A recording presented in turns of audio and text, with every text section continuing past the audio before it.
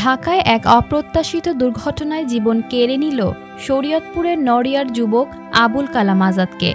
যে মানুষটি স্ত্রী সন্তানদের মুখে হাসি ফোটাতে নারায়ণগঞ্জ থেকে ঢাকায় ছুটে যেতেন কাজের সন্ধানে, সেই পথই তার জন্য হয়ে উঠল অন্তিম পথ। রোববার দুপুরে রাজধানী ফার্মগেটের মেট্রো রেলের একটি বেয়ারিং প্যাড মাথায় পড়ে ঘটনাস্থলেই নিভে গেল তার জীবন প্রদীপ। এই নির্মম খবর যখন ঈশ্বরকাঠি গ্রামের বাড়িতে পৌঁছালো, তখন পুরো এলাকা স্তব্ধ।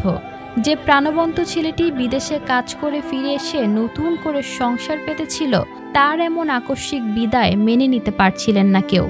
রোববার রাতে নারায়ণগঞ্জে প্রথম জানাজার পর গভীর রাতে তার নিথর দেহ যখন গ্রামে পৌঁছায়, তখন স্বজন ও প্রতিবেশীদের বুক ফাটা কান্নায় আকাশ বাতাস যেন ভারী হয়ে ওঠে।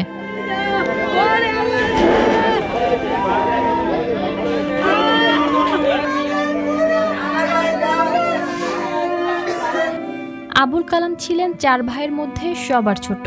স্ত্রী আইরিন আক্তার এবং 2 শিশু সন্তানকে নিয়ে তার ছিল ছোট্ট সাজানো সংসার।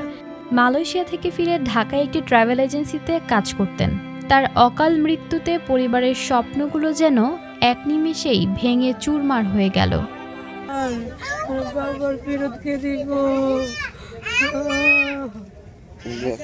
মেয়েরা ছেলেমেয়েরা এখনো অবুঝ, তারা বাবা কি এখনো বোঝে নাই, কিন্তু ডাকে, ড্যাডি তুমি কোথায়, ড্যাডি আসো, কোক চিজ নিয়ে, যেটা খাইবো দৌড় দিয়া নিয়ে আসতো। ছেলে মেয়েদের দুঃখ হয়ে গেছে, কেন এমন হইল।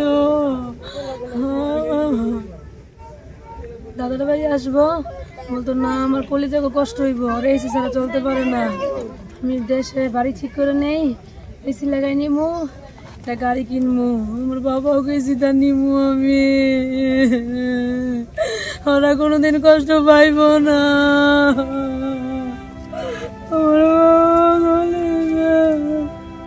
সোমবার সকাল 9টায় নড়িয়া পোড়াগাছায় ইসলামিয়া দাখিল মাদ্রাসা মাঠে দ্বিতীয় জানাজার পর এক শোকার্ত পরিবেশের মধ্যে কালামকে দাফন করা হয় নড়িয়া পৌর কবরস্থানে। 15 বছর আগে চলে যাওয়া বাবা মায়ের কবরের ঠিক পাশেই তিনি শায়িত হলেন চিরদিনের জন্য।